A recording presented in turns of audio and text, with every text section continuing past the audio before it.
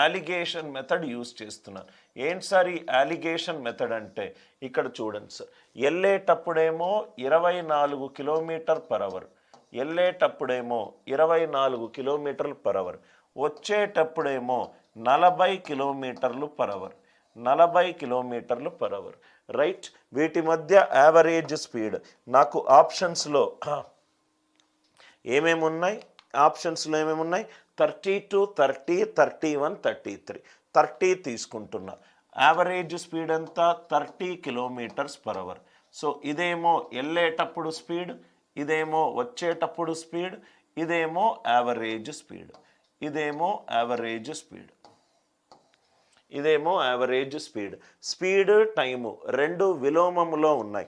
అంటే స్పీడ్ని మనము అలిగేషన్ చేస్తే మనకు వచ్చేదేంటి? Time period.